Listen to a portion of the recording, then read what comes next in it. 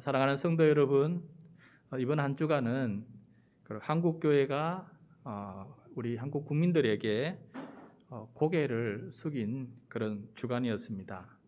아시다시피 신천지, 또 사랑제일교회, BTJ 열방센터, 그리고 IM 선교회 국제학교와 안디옥 교회 등 이런 이어지는 사건들을 통해서 계속해서 이 코로나 확진의 큰 통로로 한국 교회가 이렇게 되고 있으니까 국민들에게 참 큰 민폐를 이렇게 끼치고 있는 상황이 되었습니다. 그래서 사회적 거리두기가 이제 2단계로 내려갈 줄 알았는데 계속해서 지금 2.5단계가 지속될 수밖에 없는 상황이 된 것 같아요. 설교를 준비하다가 제 책상에 이제 꼽혀 있는 책 하나가 제 눈에 크게 와 닿았어요. 제가 이런 마음을 가지고 있어서 그런지 모르겠는데 그 미국 풀러 신학교의 총장이었던 리처드 마우라는 분이 무례한 기독교라는 책을 썼는데 이게 한국어로도 번역이 되었어요. 어떻게 하면 우리 그리스도인들이 신실한 믿음을 가지면서도 공손한 시민으로서 살아갈 수 있을까? 이거에 대한 궁금으로 이 문제를 해결하기 위해서 이 책을 쓰게 되었어요.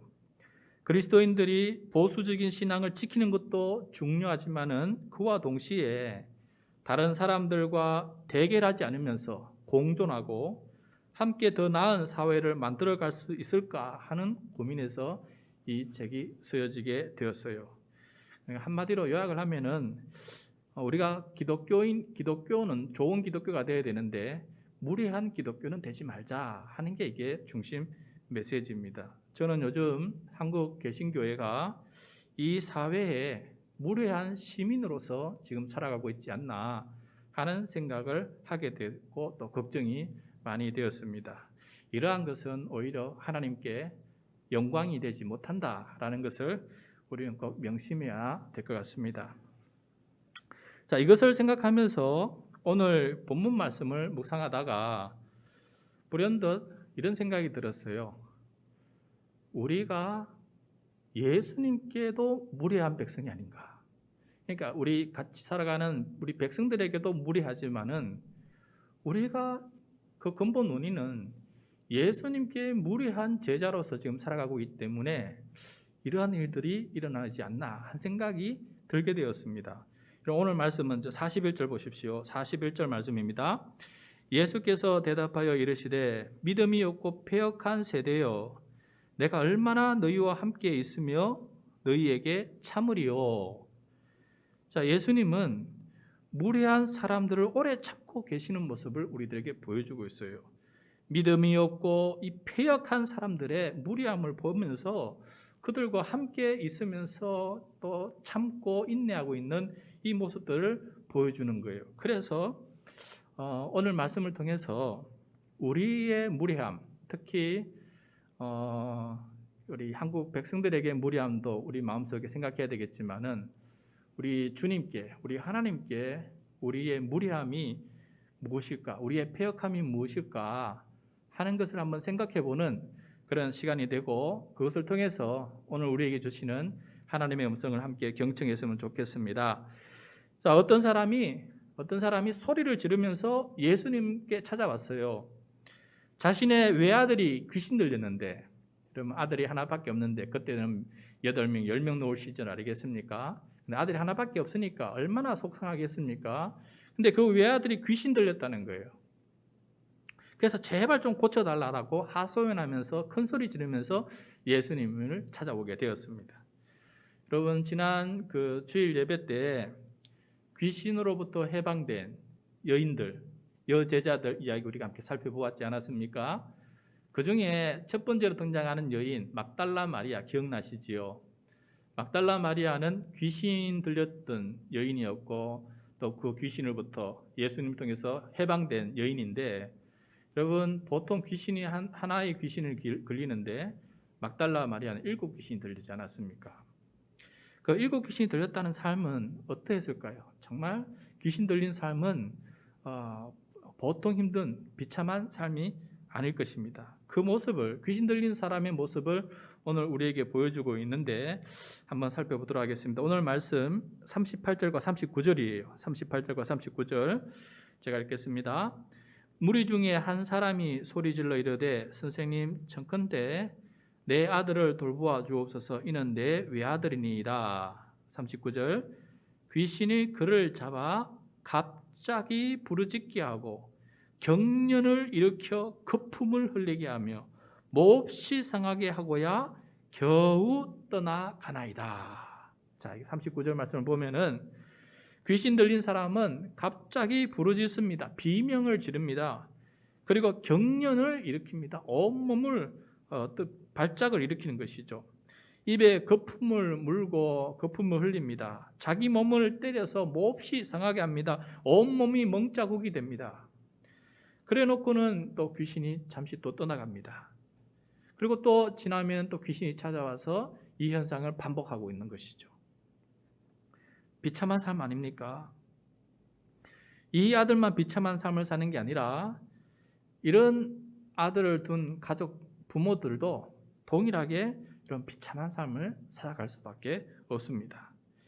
이 아들의 아버지가 오죽했으면은 예수님께 찾아와서 좀 제발 고쳐달라고 하소연했겠어요. 예수님 당시에는 이렇게 귀신 들린 사람들이 많았던 것 같습니다. 오늘날은 귀신 들린 자가 많지 않습니다.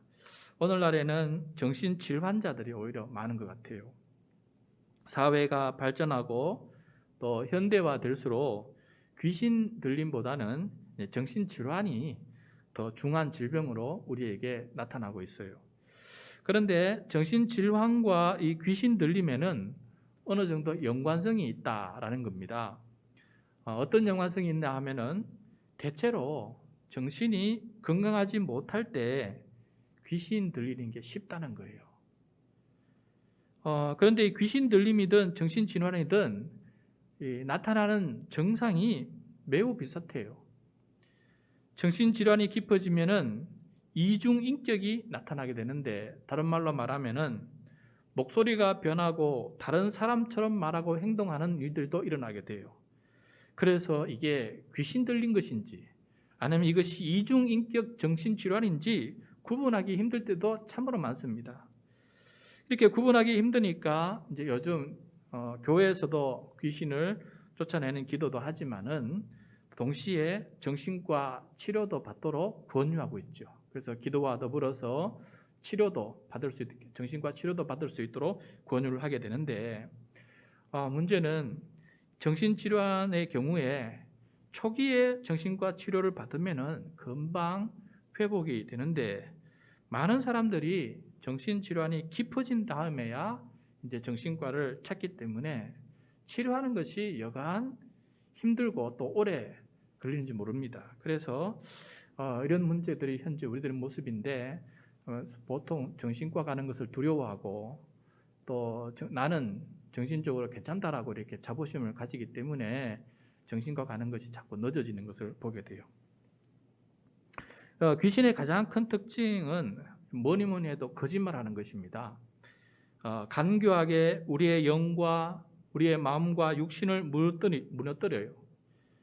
미움과 시기와 질투를 우리 마음속에 일으킵니다. 이 미움과 시기와 질투에 넘어간 사람들이 거기서 헤어나지 못할 때 온통 그것만 생각하고 완전한 개인 이기주의, 자기 위주로만 생각하고 또 거기에 피해의식이 강하게 들어가게 되면은 헤어나지를 못하는 것이죠. 게다가 그것을 해결할 수 있는 능력이 나한테 아무것도 없다, 나는 너무 무능력하구나 하는 마음까지 들어가게 되면은 정신질환이 쉽게 걸릴 수 있다라는 것입니다. 성령을 의지하지 않고 자기 고집과 자기 의에 사로잡혀 있는 것이죠. 자기의 온고집대로 살겠다는 의지가 너무 강해서 하나님의 통치와 다스림도 받지 못하는 경우가 많습니다.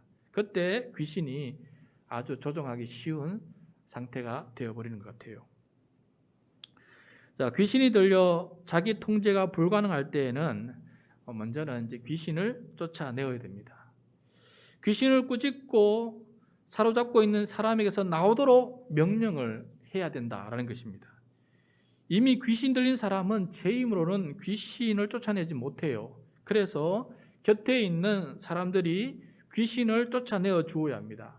곁에 있는 사람들의 믿음의 능력이 충만을 해야 되는 것이죠. 사람의 힘으로는 귀신을 이길 능력이 약하기 때문에 주 예수 그리스도의 능력으로 귀신을 꾸짖고 떠나가라라고 명령을 하게 됩니다. 그래서 주 예수 그리스도의 이름으로 명하노니 귀신아 떠나가라고 선포를 하면서 기도하고 그의 귀신을 쫓아나가도록 그렇게 명령을 내리는 것, 이런 믿음의 선포가 우리에게 필요한 것입니다. 그런데 오늘 말씀을 보면은 귀신 들린 아들의 아버지는 귀신을 쫓아낼 믿음의 능력이 부족했어요. 아버지나 아들에게 있는 귀신을 쫓아내지 못했습니다. 그래서 예수님의 제자들에게 데리고 갔어요. 그런데 예수님의 제자들도 그동안 곧잘 귀신 쫓아냈는데 이 아이의 귀신을 쫓아내지 못하게 되었어요. 그래서 하는 수 없이 이 아이의 아버지가 예수님을 찾아온 것입니다. 귀신 들린 아들의 아버지, 그리고 그 귀신 들린 아들을 귀신을 쫓아내지 못했던 제자들, 그리고 그것을 보기 위해서 몰려든 주변의 군중들, 이 모든 사람들을 바라보면서 예수님이 이들 전체를 꾸짖는 말씀을 하게 돼요. 귀신을 꾸짖기 전에 귀신 안 걸린 사람들을 먼저 꾸짖어요. 41절에 나와 있습니다. 어떻게 꾸짖는지 보겠습니다. 41절. 예수께서 대답하여 이르시되 믿음이 없고 패역한 세대여, 내가 얼마나 너희와 함께 있으며 너희에게 참으리요, 내 아들을 이리로 데리고 오라 하시니. 우리는 예수님께서 지금 하신 이 말씀에 귀를 기울여야 돼요. 우리는 믿음이 없고 패역한 세대다라는 생각을 이 시간 한번 해봤으면 좋겠습니다. 그러니까 그 자리에 있는 사람만 믿음이 없고 패역한 세대가 아니고 지금 이 말씀을 저와 우리에게 하시는 말씀으로 지금 한번 받아들여 보세요. 그리고 지금 주님께서 나에게 믿음이 없고 패역한 세대라고 지금 말씀하고 있구나라는 그러한 믿음으로 이 말씀을 한번 받아보시길 바랍니다. 자, 그렇다면은 믿음이 없다, 패역하다, 이 말이 무슨 뜻인지 한번 묵상해야 되지 않겠습니까? 첫째, 믿음이 없다. 여러분, 제자들과 유대인들이 믿음이 없었습니까? 아닙니다. 그들은 하나님을 믿는 믿음이 있었어요. 얼마나 종교 생활을 잘했습니까? 안식을 얼마나 철저히 지켰습니까? 믿음이 없다라고 할 수 없어요. 믿음이 뛰어나다라고 말해야 되는 거 아니겠습니까? 그런데 예수님께서 지금 믿음이 없다라고 지금 선포하고 계십니다. 믿음 생활하는 사람에게 믿음이 없다라고 말한다면 그 말의 의미가 무엇이겠습니까? 오늘 이 귀신 들린 아이 이 사건과 관련해서 살펴본다면은 예수님께서 지금 믿음이 없다라는 말의 그 의미는 믿음이 있는데 어찌해서 그 믿음으로 귀신을 쫓아내지 못하느냐, 귀신을 쫓아내지 못할 믿음이 믿음이냐라는 것을 우리들에게 말씀해주고 있는 것이에요. 그래서 믿음이 형식적인 믿음, 또 믿음이 능력을 나타내지 못하는 믿음, 믿음이 입술에만 머물고 우리의 삶에 영향력이 없는 믿음, 그런 믿음을 가리켜서 믿음이 없다라고 주님께서 말씀하고 있는 것이지요. 그래서 우리 자신에게 지금 나는 지금 믿음이 있다, 없다, 어떻게 판단을 해야 되겠습니까? 겉으로 보면은 믿음이 있지 않습니까? 지금 이 시간에도 온라인 예배를 통해서도 예배하는 모습을 보면은 우리에게는 믿음이 있기 때문에 이렇게 예배 드리는 거 아니겠어요? 그런데 그거는 유대인들이 더 잘 들었습니다. 그렇다면은 지금 예수님께서 우리에게 말씀하시는 것은 믿음이 있다면은 믿음이 있는 모습이 드러나야 되지 않겠느냐. 어찌해서 귀신은 하나님의 능력에 비하면 아무것도 아닌데 왜 귀신을 쫓아내지 못하느냐? 믿음이 어디 있느냐? 믿음의 능력이 어디 있느냐라고 우리에게 지금 묻고 계신다라는 것을 깨닫게 됩니다. 그래서 믿음이 없다라는 이 말은 믿음의 능력이 나타나지 않고 있다. 믿음이 우리의 삶의 영향력을 나타내지 못하고 있다. 믿는 사람과 믿지 않는 사람의 차이점이 뭐냐라고 물을 정도입니다. 우리가 이제 사회생활 해보면 아시겠지만은 사회생활 쭉 하다 보면은 믿음이 있는 사람하고 믿음이 없는 사람하고 말투나 행동에 있어서 거의 차이가 없는 것을 보게 돼요.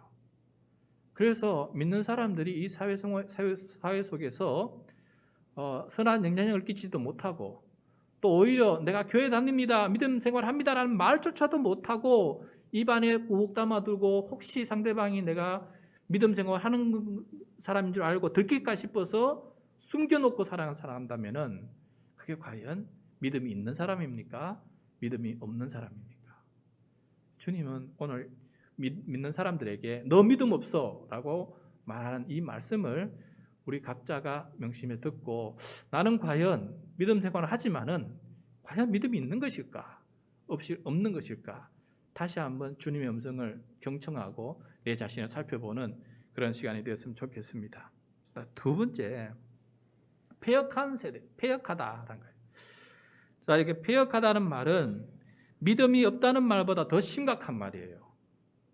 차라리 믿음이 없으면은 가만히라도 있는데 패역하다는 말은 더 심각한 악을 적극적으로 행하고 죄를 적극적으로 저지르고 하나님의 뜻을 거슬려 불순종하는 말을 가리켜서 그런 사람을 가리켜서 패역한 사람이다라는 말씀입니다. 귀신 들린 사람이 있는 이유는 이 사회 속에 살아가는 우리들이 패역한 삶을 살아가고 있기 때문에 나타나는 현상이에요. 우리가 하나님의 말씀에 올바르게 살아가고 하나님께서 원하시는 사랑과 정의를 이루고 우리가 믿음의 올바른 생활을 하게 된다면은 우리 주변에, 우리의 가정에, 우리의 공동체에, 우리의 사회 속에 귀신 들린 사람이 있을 수가 없다라는 거예요. 지금 귀신 들린 사람이 나타난 이유를 우리의 패역함 때문에 나타나는 질병 중에 하나가 귀신 들린 사람이 나타나는 것입니다. 그런 측면에서 지금 주님께서 우리 모두의 책임을 두고 말씀하시는 거예요. 단순히 그 귀신 들린 사람 앞에 놓고 내 죄 때문에 그렇다라고만 말씀하신 것이 아니고 그렇게 귀신 들린 사람이 생길 수밖에 없는 우리 모두의 연대 책임, 우리 모든 사회의 패역함, 이것을 지금 놓고 주님께서 말씀하고 있다라는 것을 우리는 좀 귀담아 들어야 된다라는 것입니다. 사랑하는 성도 여러분, 우리가 귀신 들린 사람이 내 주변에 생겼을 때 손가락질하면서 네가 죄 지어서 그렇다. 물론 그 사람이 지은 죄도 있지요. 그런데 그런 사람을 볼 때 우리의 마음은 어떤 생각을 가져야 되냐면은 그렇구나, 우리 모두의 무리함 때문에, 우리 모두의 패역함 때문에 저렇게 귀신 들린 사람이 생기게 되었다라고 하는 그러한 좀 넓은 측면에서 오늘 예수님께서 하신 말씀처럼 그런 측면에서 우리의 패역함을 생각해 보아야 되지 않겠어요? 예를 들어서 이번에 우리 코로나19 때문에 우리 마음에 분노가 일어나는데 이 분노를 누구에게 처음에는 부었습니까? 중국의 우한 지역에 사는 사람들에게 퍼부었지 않았습니까?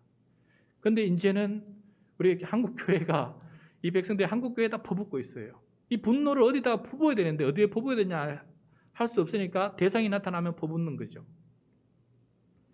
물론 중국 우한이 잘못한 게 많고 우리 한국교회가 잘못한 건 많잖아요. 그런데 우리 전체적으로 본다 그러면은 우리 모두의 잘못 아니겠어요?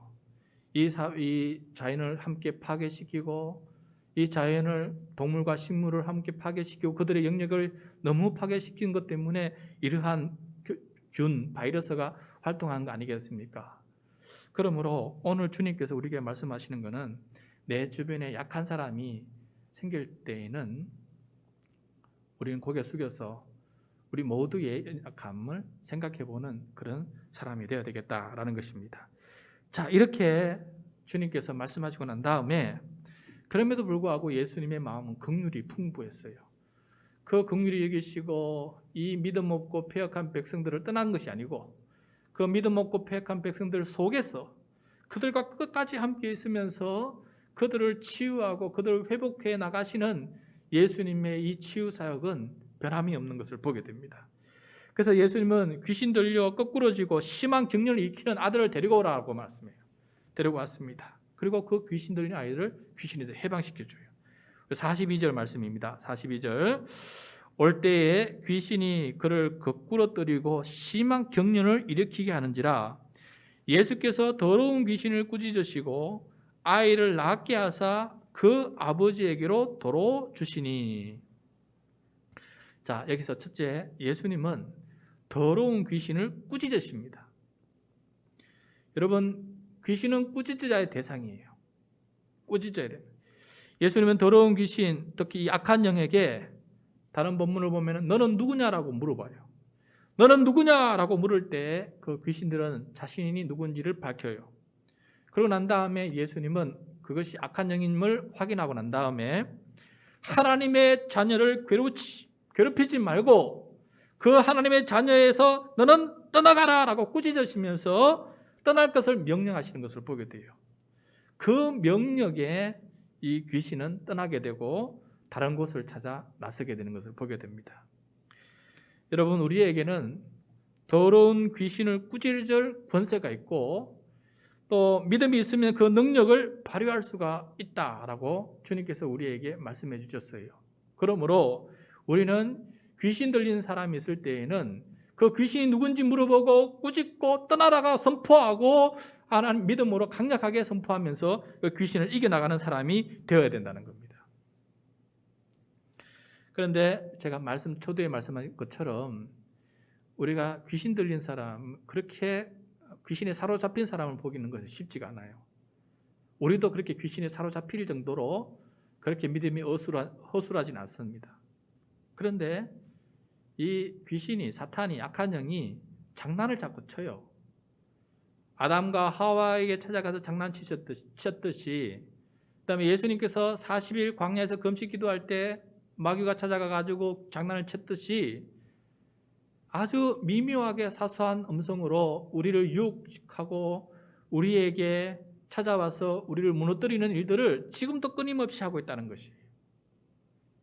그래서 우리는 깨어서 우리를 유혹하고 우리를 악한 습관에 빠뜨리고 죄악을 지르는 일을 지속하게 만드는 그 모든 이 굴레에서 벗어나기 위해서는 우리는 그 악한 습관을 향해서 꾸짖고 이것이 잘못됐다라고 선포하고 그것으로부터 벗어날 수 있도록 용기 있는 결단을 내리는 것, 이 또한 귀신을 내쫓는 것과 비슷하다는 것입니다. 그래서 우리의 삶에 주님께서 기뻐하시지 않는 모습이 있는지를 살펴보고 그 모습에 대해서 믿음의 선포를 내리고 이것은 주님께서 원하실 것이 아니다라고 선포하고 이것은 마귀가 좋아하는 것이다라고 선포를 하고 그것으로부터 벗어나는 일을 할 때 바로 오늘 이 예수님께서 하신 이 사역을 따라가는 우리들의 모습이 될 것입니다. 그 다음에 두 번째, 예수님은 그 아이를 낫게 해주세요. 낫게 해주세요. 귀신이 떠나고 난 다음에 그 아이를 정상적으로 낫게 해주신 걸 보게 돼요. 그래서 아이는 더 이상 비명을 지르지 않고 경련도 일으키지 않고 입에 거품을 물거나 자신을 때리지 않도록 그렇게 변화시켜 주십니다. 악한 영의 사슬에서 풀려나게 됩니다. 이제 이 아이에게 새 삶이 시작이 돼요. 이 아이뿐만 아니라 그 가족에게도 새 삶이 시작되는 것을 보게 됩니다. 여러분, 믿음의 있음과 믿음의 없음, 그 차이는 바로 우리의 삶에 새 삶이 시작되는 그것이 나타나는지 안 나타나는지 그것을 확인해 보게 되면 될 것 같아요.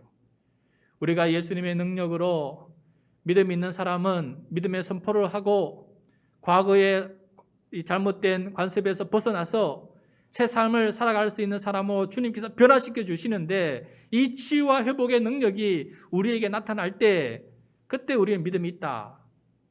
그것이 없으면 믿음 생활, 종교 생활을 하더라도 우리에게 믿음이 없다라고 보면 될 것입니다. 그런데 오늘 보면은 주님께서 긍휼히 여기시고 이 아이를 치료해 주신 것을 보게 돼요. 그래서 주님도 지금도 우리를 긍휼히 여기시고 우리를 치료하기를 원하시고 계십니다. 그러므로 주님 앞에 나와서 우리의 모든 것들을 내려놓고 주님 고쳐주십시오. 변화시켜 주십시오. 그렇게 주님을 찾아 나설 때 주님은 우리에게 역사해 주신다. 그 믿음을 가지고 살았으면 좋겠습니다. 그다음 마지막으로 예수님은 이 아이를 아버지께로 돌려주세요. 이 아이는 그동안 아버지 곁에 있었지만은 잃어버린 아들과 같았습니다. 잃어버렸던 이 아들이 다시금 아버지의 품으로 돌아와서 귀신의 말을 듣는 것이 아니고 이제는 아버지의 말을 듣는 외아들로 하나님께서 회복시켜 주시는 것을 보게 돼요. 여러분, 아이가 이 아버지의 품으로 돌아왔다는 것은 하나의 상징적인 말일 수도 있는데, 우리가 진정으로 회복이 되면은 하나님 아버지의 품으로 우리가 돌아가게 돼요. 이 말을 다른 말로 하면은 이제부터는 하나님께서 나의 아버지가 되어서 나를 통치하시고 나를 다스리시는 분으로 오롯이 어느 누구도 더 이상 나를 통치하지 못하고 어느 누구도 나를 더 이상 다스리지 못하고 오직 하나님 아버지께서 나를 다스리시는, 나는 하나님의 아들이요 하나님의 딸이 되는 것, 이것이 바로 진정한 회복의 결말이다라는 것을 우리들에게 보여주고 있습니다. 이처럼 예수님은 그 믿음 없고 패역한 세대 곁에 있으면서 그들을 치료하시고 회복시켜 주셔서 하나님의 백성으로 만들어서 우리의 삶에 하나님의 나라가, 하나님의 통치가 이루어질 수 있도록 끊임없이 지금도 역사하고 있다는 것을 우리들에게 보여주고 있습니다. 여러분, 말씀을 마무리 짓겠습니다. 오늘은 예수님께서 하신 말씀에 초점을 맞추었어요. 믿음이 없고 패역한 세대. 오늘 이 시간 우리가 함께 고민해 봤으면 좋겠습니다. 나는 믿음이 있느냐? 나는 믿음이 없느냐? 이것을 고민할 때, 묵상할 때 예수님께서 보여주신 묵상의 기준은 다름 아니라 나는 죄와 악과 더불어서 지금 이겨내고 있느냐? 그래서 내 삶에 죄를 이기고 악을 이겨나가는 이 승리의 역사가, 이김의 역사가 일어나고 있느냐? 아니면 동일한 수준에서 계속 그렇게 얽매여 살아가고 있느냐?